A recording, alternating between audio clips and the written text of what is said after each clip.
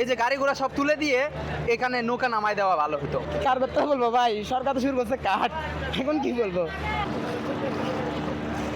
স্থবির জনজীবন। মঙ্গলবার সকাল থেকেই শুরু হওয়া মুষলধারে বৃষ্টিতে বন্দরনগরী চট্টগ্রামের বিস্তীর্ণ এলাকা পানির নিচে তলিয়ে যায়। জলাবদ্ধতায় সবচেয়ে বেশি দুর্ভোগ দেখা গেছে নগরীর ছকবাজার, মুরাদপুর, প্রবর্তক মোড়সহ নিচু এলাকাগুলোতে। কোথাও কোমর সমান, আবার কোথাও হাঁটু সমান পানি জমে যাওয়ায় চরম ভোগান্তিতে পড়েন নগরবাসী। জলাবদ্ধতার কারণে সড়কগুলোতে যান চলাচল বন্ধ হয়ে যায়। বিভিন্ন স্থানে যানবাহনগুলোকে অলস দাঁড়িয়ে থাকতে দেখা গেছে। এমন পরিস্থিতিতে সড়কের মাঝখানের আইল্যান্ডে আশ্রয় নিতে দেখা যায় সাধারণ পথচারীদের। বিশেষ করে অফিসগামী মানুষ, শিক্ষার্থী ও জরুরি কাজে বের হওয়া ব্যক্তিরা সবচেয়ে বেশি বিপাকে পড়েন। মানুষ রিক্সার গিয়ার উপর উঠে গেছে, সিটের উপরে রিক্সা তাও দিতে যাচ্ছে। আমরা দেখেন আমরা এতটুকু কেন পানি, আইল্যান্ডের উপর আসছি উপরে, তাও এতটুকু পানি। কার কথা বলবো ভাই, সরকার তো শুরু করছে কাঠ, এখন কি বলবো, কিছু করার নাই। আমি আসছি হচ্ছে আগ্রাবাদ থেকে, আমি ভেঙে ভেঙে আসছি, হেঁটে হেঁটে যেদিকে পারতেছি ওইদিকে চলে যাচ্ছি, কারণ যতটুকু পাচ্ছি গাড়ি নিচ্ছি, যতটুকু পাচ্ছি না গাড়ি নিচ্ছি না। দেখেন এক কোমর পর্যন্ত, এক কোমর থেকে বেশি, এক সিনা পর্যন্ত পানি হয়েছে। দেখেন অবস্থা, এতটুকু পর্যন্ত পানি পর্যন্ত আছে, এতটুকু পর্যন্ত পানি। নগরীর এই জলাবদ্ধতা কেবলই যানজট নয়, বরং সাধারণ মানুষের নিরাপত্তার জন্যও বড় হুমকি হয়ে দাঁড়িয়েছে। অনেক জায়গায় জলাবদ্ধতা নিরসনের কাজ চলমান থাকায় অনেক নালা ও ড্রেনের উপরের স্ল্যাব খোলা অবস্থায় রয়েছে। নালাগুলো পানিতে টয়টম্বুর হয়ে পড়ায় পথচারীদের জন্য তা মরম ফাঁদে পরিণত হয়েছে। স্থানীয়রা আশঙ্কা প্রকাশ করেন যে কোনো সময় অসাবধানতাবশত কেউ নালায় পড়ে প্রাণহানির ঘটনা ঘটতে পারে। এর আগেও বর্ষা মৌসুমে এমন দুর্ঘটনায় প্রাণহানির ঘটনা ঘটেছিল। জলাবদ্ধতা গতবারের তুলনায় এবার একটু ভালো, বেশি মনে হচ্ছে, গতবার একটু ভালো ছিল। আশা করি কর্তৃপক্ষেরা উন্নতি করবে।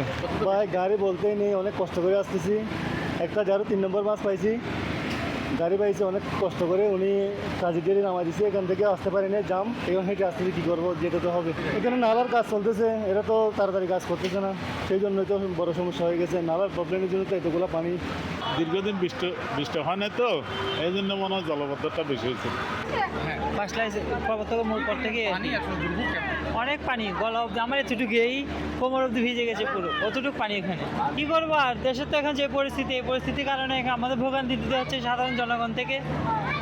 সরকার আসছে, সরকার যাচ্ছে, কিন্তু এইগুলো পরিবর্তন হচ্ছে না। এদিকে জলাবদ্ধতা পরিস্থিতির খবর পেয়ে সকাল থেকেই নগরীর বিভিন্ন এলাকা পরিদর্শনে বের হন city mayor doctor Sadat Hossain. পরিদর্শনকালে তিনি জানান, বৈশাখী বৃষ্টির প্রভাবে এবং জলাবদ্ধতা নিরসন প্রকল্পের কাজ চলায় কিছু জায়গায় অস্থায়ী বাদ দেওয়ায় পানি দ্রুত নামতে পারেনি। তবে মে মাসের মধ্যে চলমান প্রকল্পের কাজ শেষ হলে নগরবাসী এই সমস্যা থেকে স্থায়ীভাবে মুক্তি পাবে বলে আশাবাদ ব্যক্ত করেন তিনি। প্রবর্তক, পাঁচলাইশ, কাতালগঞ্জ 3টা এলাকাতে কাজ চলছে একসাথে, এবং যার কারণে সেখানে তারা বিভিন্ন জায়গায় বাদ দেওয়ার কারণে 18 ফিটের যে এখানে খালটা আছে 18 থেকে 22 ফিট, সেটা সরু একটা নালা দিয়ে, সরু একটা ন্যারো একটা টানেল দিয়ে এই পানিটা যাওয়ার ব্যবস্থা করেছে, যার কারণে এখানে আসলে পানি যেতে অনেক সময় লাগছে এবং এখানে আপনার কোমর সমান পানি হয়ে গেছে। যেহেতু বৃষ্টিটা এক নাগারে হয়েছে এবং খুব বেশি বৃষ্টি হয়েছে, তো আমরা কন্টিনিউয়াস প্রসেসে আর্মি ইঞ্জিনিয়ারিং কোর্ট, চট্টগ্রাম উন্নয়ন কর্তৃপক্ষ, পানি উন্নয়ন বোর্ড সহ প্রত্যেকটা সেবা প্রদানকারী সংস্থার সাথে গত 2 মাস ধরে আমরা 3-4টা মিটিং করেছি। 3-4 দিন আগেও আমাদের লাস্ট মিটিং হয়েছে। ওনারা আমাদেরকে মেয়ের 15 তারিখের মধ্যে এই হিজরা খাল, জামাল খান খাল এবং মুরাদপুর বক্স কালভার্টের যে কাজটি চলছে সে কাজগুলো বুঝিয়ে দেওয়ার কথা। ওনারা যে সময় আমাদেরকে দিয়েছে মেয়ের 15 তারিখের মধ্যে কাজ বুঝিয়ে দিবে, তা আমরা সে ব্যাপারে তাদেরকে বলেছি যে মেয়ের 15 তারিখের মধ্যে কাজ বুঝিয়ে দিবে। অন্যদিকে পতেঙ্গা আবহাওয়া অফিস জানিয়েছে, বঙ্গোপসাগর ও তৎসংলগ্ন এলাকায় বায়ুচাপের তারতম্যের কারণে এই বৃষ্টিপাত হচ্ছে।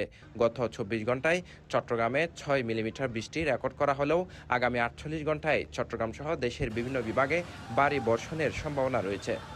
বৃষ্টিপাত হয়েছে পতেঙ্গা থেকে, হ্যাঁ, পতেঙ্গা রেকর্ড করা হয়েছে। আর এই জায়গায় যে ভারী বৃষ্টিপাতের আমাদের একটা পূর্বাভাস সকালে দেওয়া হয়েছে, সকাল 11টা থেকে পরবর্তী 96 ঘন্টার জন্য বরিশাল বিভাগ অন্তর্ভুক্ত ভারী বৃষ্টিপাতের সতর্কবার্তা দেওয়া হয়েছে। আর এটা হচ্ছে অতিরিক্ত বায়ুচাপের তারতম্যের কারণে, সাগরে বায়ুচাপের তারতম্যের কারণে এটা সৃষ্টি হয়েছে। Sheikh Mohammad Faisal, CTG post, Chittagong.